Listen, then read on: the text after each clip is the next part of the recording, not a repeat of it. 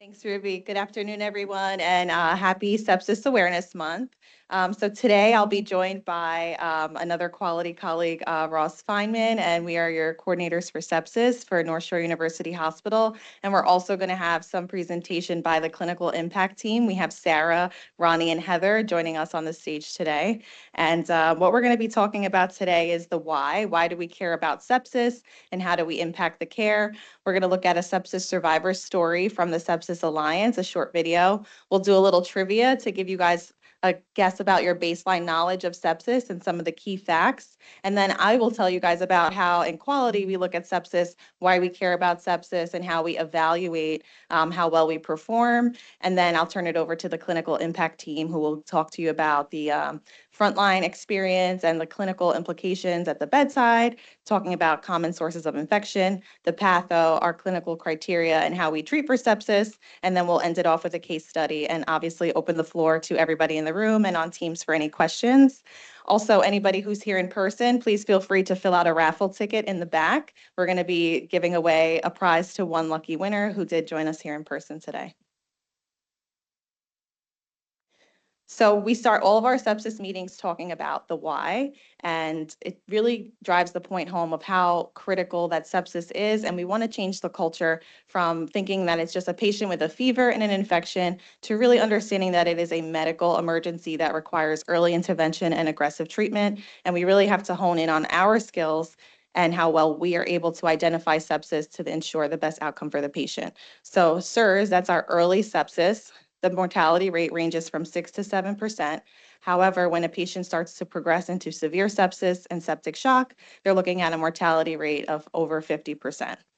In particular, our patients that have abdominal sources of infection have the highest mortality rate of up to 72%, and then their long-term prognosis after their discharge is equally poor with only 30% surviving the first year after their hospitalization. So I really love this quote. It's from the NIH.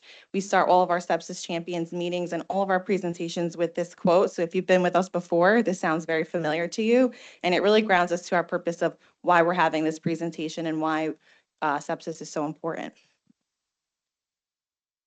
So quickly, I'll play a video from the Sepsis Alliance, and this is a survivor story of someone named Barbara, and she'll tell you about her experience with sepsis.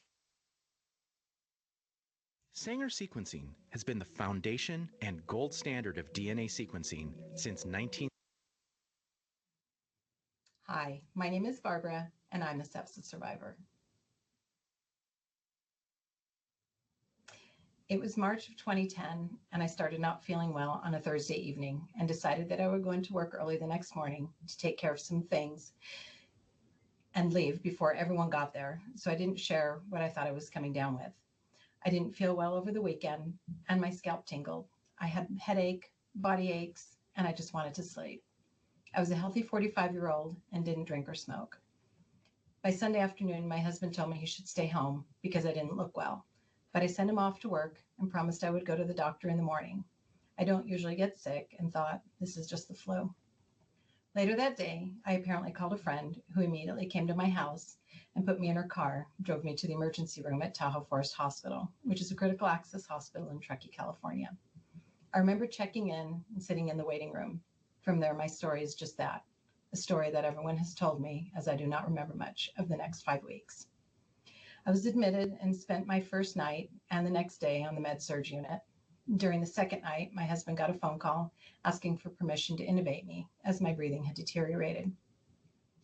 I was extremely difficult to intubate and aspirated during the process. I was bagged for 9 minutes until the anesthesiologist could get there to complete the intubation. By the next morning, when my husband arrived, he would find me in one of the 6 ICU beds with a team of doctors around me and told I had less than a 50% chance of survival. It would only get worse from there. My initial diagnosis was severe sepsis with a secondary of mycoplasma pneumonia with ARDS. I had seizures during my first night on the ICU, running a high fever and blood pressure. During my hospitalization, there were times my temperature was over 102, my heart rate would be up to 200, and I had a systolic blood pressure of 200. I was not responding to the treatments, along with being allergic to many of the medications I was given. My blood was being cultured in the hospital lab by the state of California and UC Davis. No one knew what my secondary infection was. I would eventually undergo a bronchoscopy to find MRSA in my lungs. I would also suffer from organ failure. My husband and parents sat by my bedside for the 3 weeks I spent in the ICU in an induced coma, and other family members and friends came and said their goodbyes. I had central lines, was given vasopressors for my blood pressure, and slept on a triodine bed, which was brought in to help with my pulmonary and skincare therapies, as I was too unstable to transfer to a higher level of care. I had friends checking my hands and feet each time they visited for fear of amputation, and my family was told there was no way to know if I would recover or what my capacity would be if I did. One of my doctors and a nurse came up with the idea to try the antibiotic Zyvox, which finally led me to take a turn for the better. After 17 days on a ventilator, I underwent surgery for a tracheotomy, which was successful. I then underwent an additional surgery to have a G-tube placed for feeding. Following my 3-week stay in the ICU, I had stabilized enough to be transferred to a respiratory rehab center in which I stayed 2 weeks instead of the 6 they had anticipated. The first week, I was still in an induced coma. I had a PICC line placed and one additional surgery to remove my gallbladder. During my stay there, I remember waking and asking family and friends where I was. I was told several weeks had passed, along with Easter. I couldn't understand what had happened. My recovery was slow but steady. I had neuropathy in my hands, which subsided after a short time, but lasted a year in my feet. I was weak and had to learn to walk, talk, and function all over again. Tasks such as emptying the dishwasher became my physical therapy and could take a whole day. I have had memory issues since my illness, Raynaud's disease, which often leaves my hands and feet cold, and my breathing at higher elevations can be difficult when I'm active. I colonized MRSA and had a small skin scraping down on my leg the following year, resulting in a 5-month wound and wound care treatments 3 days a week until it healed. I am so incredibly fortunate to have survived and credit my doctors and nurses at Tahoe Forest for recognizing the signs of sepsis so quickly.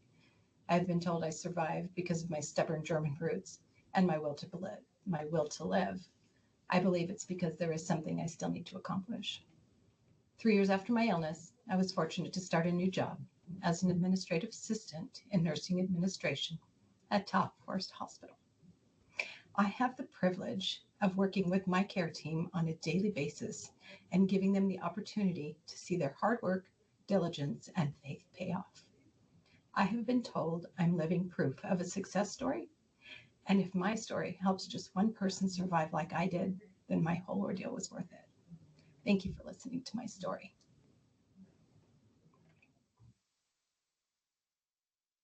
Pretty emotional, and that video gets me every single time I watch it.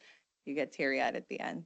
And I think that that's a very important story that tells us a success story of a patient that severe sepsis, septic shock, organ failure. She had the entire spectrum, and because of an amazing care team, she made a full recovery and has the privilege of, working alongside those individuals today. And she also talked a little bit about the post-sepsis syndrome and how it's more than just what we see here in the hospital. That's actually just a snapshot of what the patient will experience after they go home. And the sooner that we have the ability to identify sepsis and act quickly and appropriately, we can see more success stories like this. And we'll talk a little bit more about how we care for our patients later on in the presentation. So these are just 3 questions of sepsis trivia, and just to test your own baseline knowledge of how much you know about sepsis and its severity. So the first question is, 1 in blank people who die in a hospital have sepsis during their admission. So take a few moments to think about that. Second question is, a patient is 4 to 9% more likely to die from sepsis each hour that treatment is delayed. True or false? And 3, as many as 60% of septic shock patients can be saved with rapid diagnosis and treatment. So now that you have your answers, we'll move on to the next slide, which shows us 1 in 3 people who die in a hospital had sepsis during their admission. So if you have 3 patients in a room, at least one of them will be septic at some point of their visit. 4 to 9% more likely to die from sepsis each hour that treatment is delayed is true. So that first dose of antibiotics is very important, and that they are ordered stat, and it's important that we give them as soon as possible because we're affecting our patients' mortality by giving it sooner or later. And then as many as 60% of septic shock patients can be saved with rapid diagnosis and treatment. That is also true. And before we move on, just giving the rest of the team some more key sepsis facts. So sepsis is actually the leading cause of death in United States hospitals. 19% of people that are hospitalized with sepsis are readmitted within 30 days. So that talks a little bit about Barbara's story that we just saw, that, even having sepsis one time puts you at higher risk to develop sepsis a second time. And we'll talk about why later on. About 270,000 people die from sepsis each year, 1 every 2 minutes in the United States. And that's more than prostate cancer, breast cancer, and AIDS combined. Every day in our country, we have about 38 new amputations because of a patient that had sepsis. Up to 50% of our survivors have long-term physical and/or psychological effects, similar to the sepsis survivor story we just heard. Barbara talked about having Raynaud's disease, having difficulties with her respiratory system and her memory since her diagnosis. And it is actually the #1 cost of U.S. Money in the healthcare system. It costs us about $27 billion each year, all of our sepsis admissions and readmissions. A lot of the times the patients come in and then they have a much longer stay. Also tying back to Barbara's survivor story, she was only planned to be in an ICU for 6 days and spent several weeks. And then it's also our #1 cause for readmissions to the hospital and costs us an additional $2 billion each year. So from many different seats in healthcare, this is relevant. If you work in finance, if you work in nursing, if somebody that has ever had sepsis in your life, all of these facts kind of tie back, and it grounds us to, why this is important and how much of an impact we have at the hospital level to make good changes when it comes to sepsis. So quickly, I'll tell you guys a little bit about who looks at sepsis care and why, and how do we evaluate how good we perform with sepsis care in North Shore. So there's 4 regulatory bodies, including our health system, that look at sepsis care. So Northwell looks at sepsis care based on our 3 and 6 hour care bundles, our mortality, and kind of a comprehensive picture about how well we do, how well we care for our patients, how many of our patients survive, and how we can increase our efforts to make those numbers look the best and send as many patients home to their families as possible. New York State Department of Health, they really look at our outcomes. So they're looking at our ICU days, our mortality rates, our ventilator days, all related to sepsis. We have the Center for Medicaid and Medicare. Everybody is pretty familiar with CMS. They're looking at our patients who have an all or nothing bundle, which you may hear called SEP1. So they're looking at if we missed any measure in our treatment, and they evaluate based on that. And then the CDC also gives us some guidance on how we can care for sepsis, and they kind of give us our guidance on how we create our protocols at the hospital level. So on this chart, it looks very long and intimidating, but I'm going to just keep it to the high level highlights. This talks about our sepsis journey here at Northwell Health, and it dates all the way back to Q1 of 2008, where Michael Dowling said, we need to start doing more about sepsis. It is killing a lot of patients in our hospitals. So as a system, we had a mortality rate of around 35%, and our CEO and leader didn't really feel comfortable with that. So we started off these sepsis initiatives, which is something that Ross and I do in our daily work, and we continue today.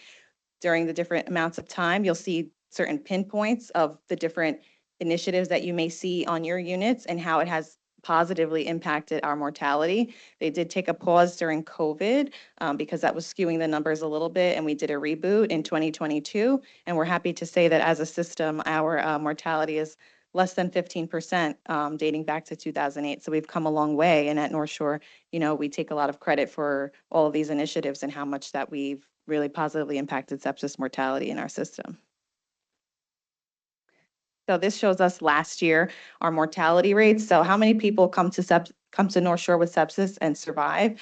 So happy to report that earlier this year we got data that showed us when you compared sepsis outcomes to our group in New York State, so other large urban teaching facilities, and to the entire New York State population of hospitals, that our mortality was actually lower by 2% than the entire state for sepsis earlier this year. So that just shows the magnitude of how our initiatives and the care at the bedside is making a positive payoff to our patients.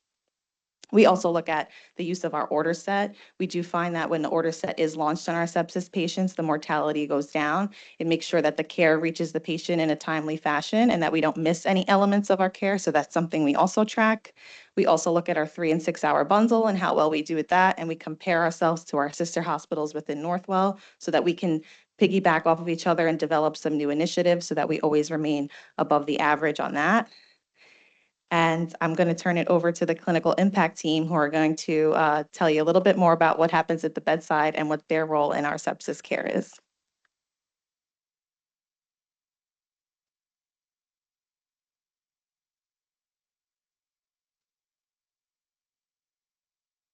Good afternoon, everyone. I don't want to stand behind here because you won't see me. So I'm Sarah Body. I'm from the clinical impact team. I'm the assistant nurse manager for the clinical impact team, as well as the critical care flow team. Thank you. So as you can see, our team has a lot of different backgrounds in it. Our one common denominator, especially for this month, we're really focusing on disseminating out education regarding sepsis. So we're all in this kind of fight together in early recognition for sepsis. So our goal is to assist with early detection. So we are intervening at an early stage. We're looking for these signs and symptoms for sepsis to prevent further clinical deterioration. We kind of support our staff by identifying these patients. We get handoff between each other and we round on these units, and we'll do live time sepsis education. We'll come to the nurses, we'll look at the Muse score, we'll identify patients that are higher risk for even more clinical deterioration. And we're also passing out a lot of educational flyers as well, just to get the word out there. So a big takeaway from this slide, I just want to highlight, you could click the next one. So not every infection means that the patient is septic, right? So, but every infection has the potential for that patient to turn septic. So something to keep in mind, these percentages are pretty accurate in terms of where the sources are coming from. So we have 35% of these infections are seen in the lung. So that goes back to our pneumonia patients, right? We want to make sure we rule that out. You also have urinary infections, that's at 25%.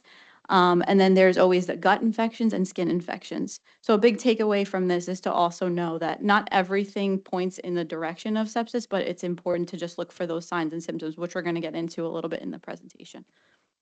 So sepsis, it is a time-sensitive medical emergency. That's another big takeaway. You know, we're used to responding to strokes are time-sensitive. This also categorizes as time-sensitive. These patients can turn rapidly on a dime. As you can see on this chart here, it goes into the stages of sepsis. So sepsis, severe sepsis, and septic shock. So it is a dysregulatory systemic infection. So your body's innate way of responding to an infection, I have a cut, my body's going to react to it, and everything's going to be okay. The important takeaway with sepsis is that this is happening on a systemic level. So your body is in this completely dysregulatory state and releasing extra white blood cells that are releasing some cytokines. We'll get into that on the next slide.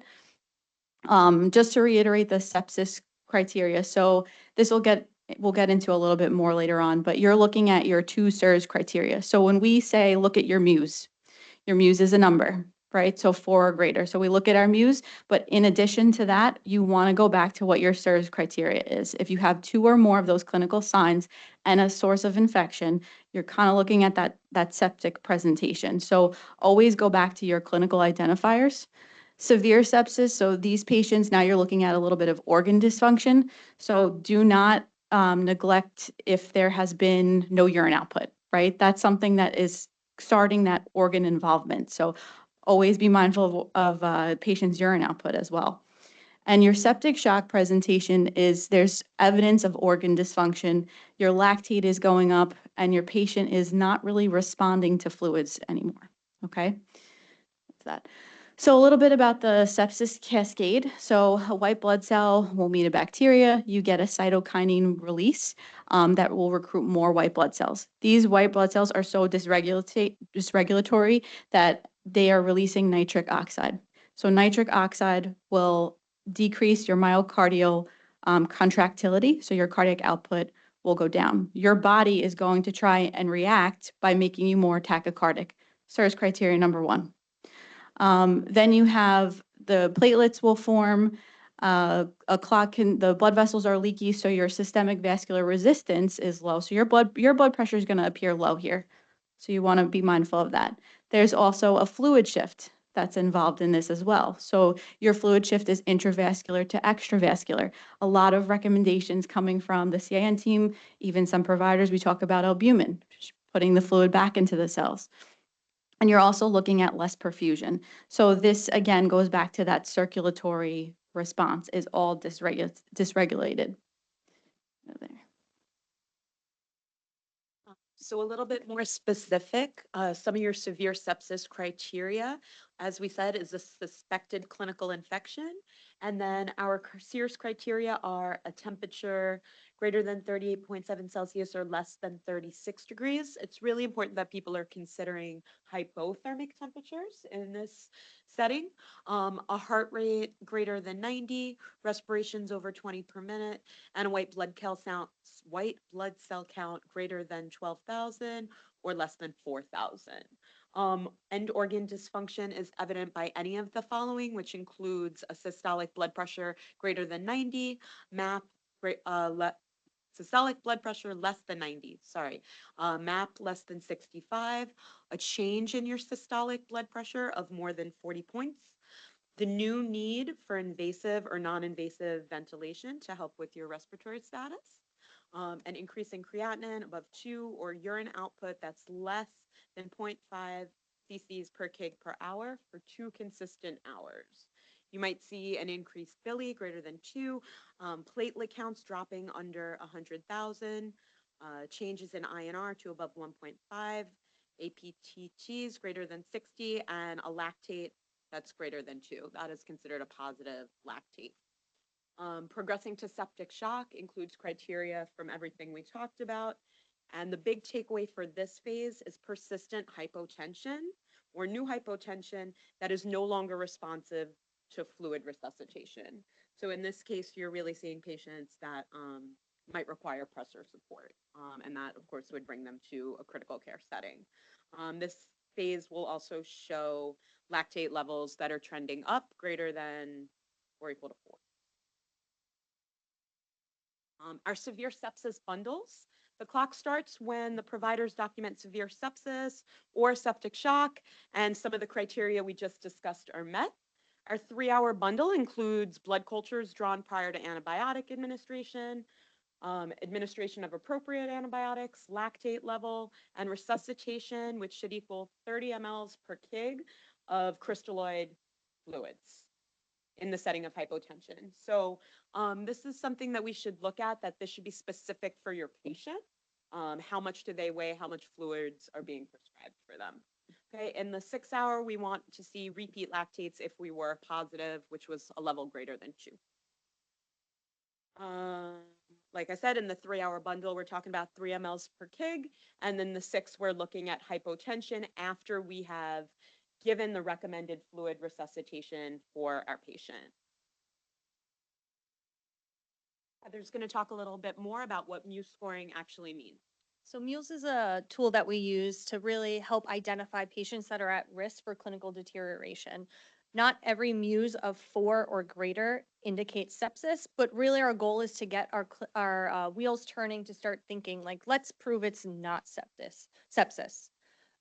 So our Muse score helps us to detect changes, act early on signs of deterioration, and lets us intervene at an early level so we can prevent further progression of sepsis.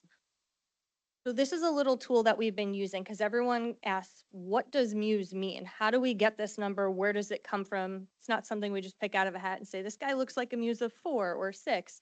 So you might have a patient that has a Muse of 4, but is just a really sick patient, an elderly patient that's hypotensive due to a GI bleed, might be a Muse of 4 or 6.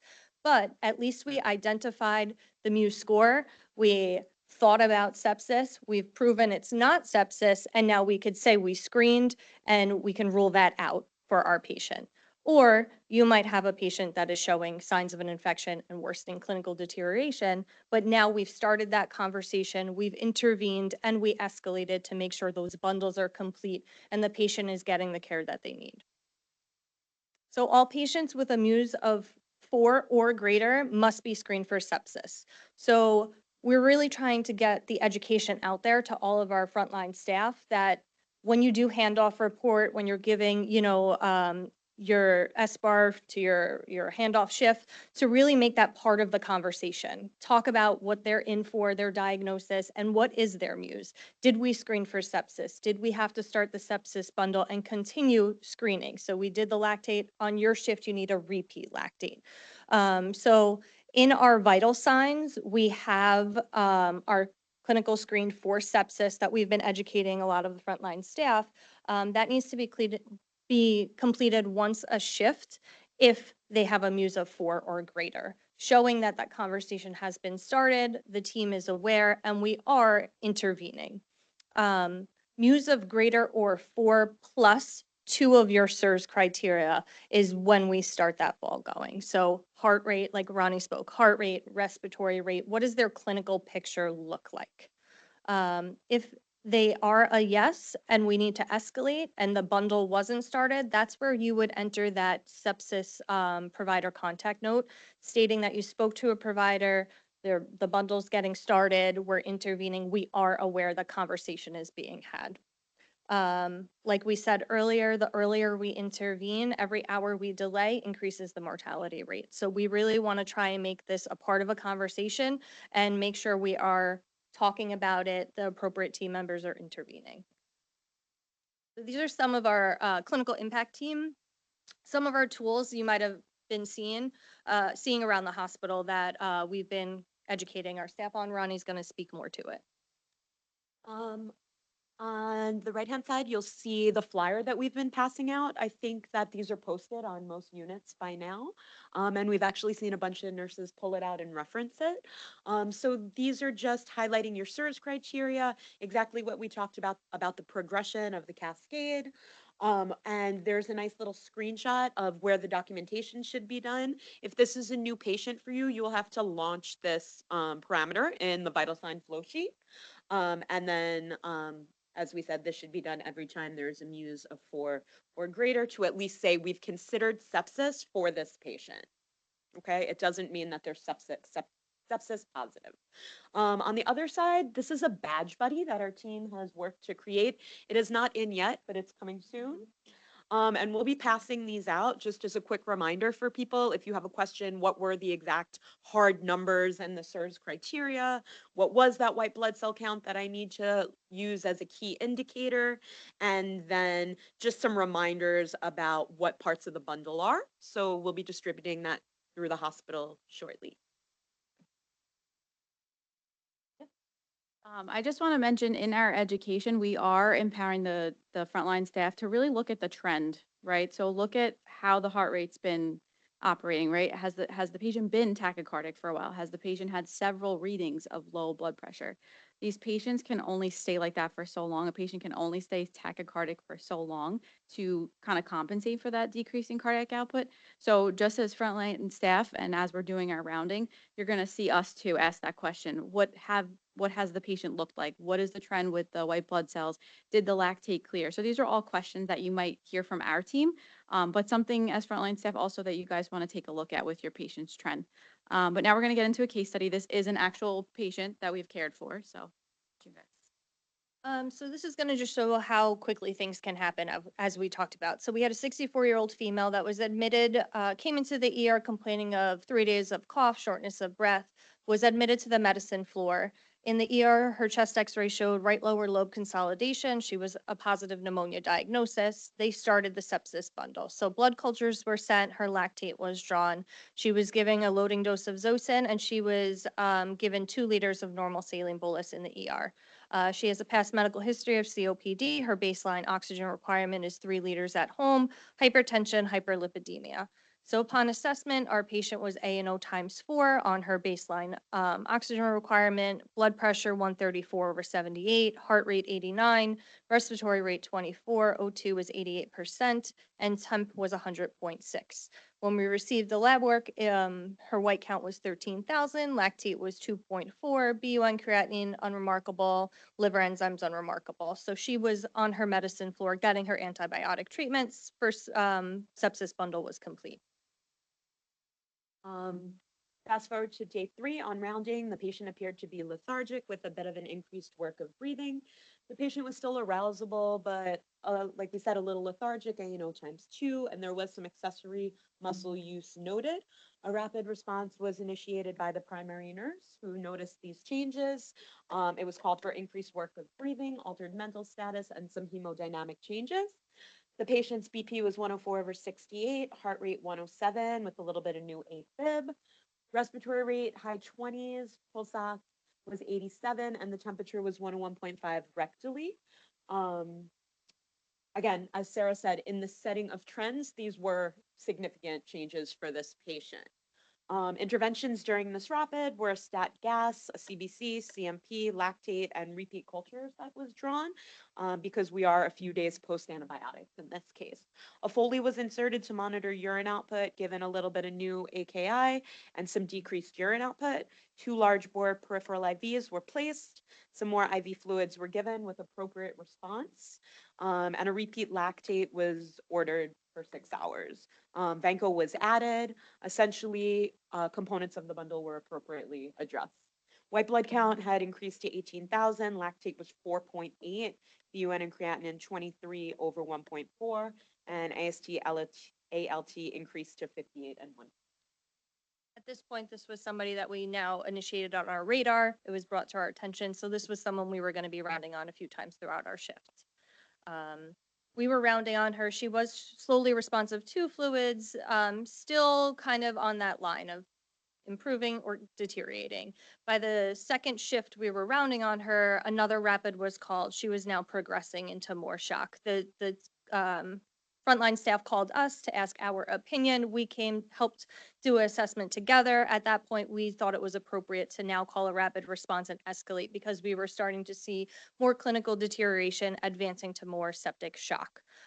So when we approached the patient and we did our clinical assessment, we saw the mental status had severely declined from what her baseline was and even the prior rapid. Her hypotension was getting worse. She wasn't responding to her maintenance fluids at this point. Her oxygen requirements were increasing. She was now on a non-rebreather. Sats during the rapid were still in the low 80s. Mid to high 80s. Her temperature wasn't super high, but she already had received Tylenol and was not coming down to normothermic.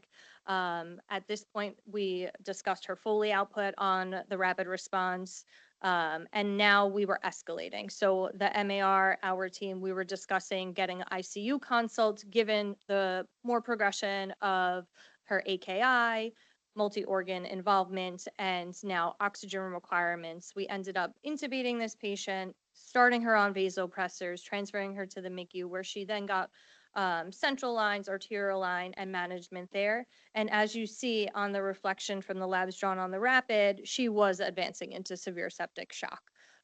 During this time, we followed up also in the ICU just to kind of get a further clinical picture, and she was showing ARDS type picture where she, you know, her respiratory rate was awful, her ventilator settings were going up, so she now had multi-organ failure due to sepsis.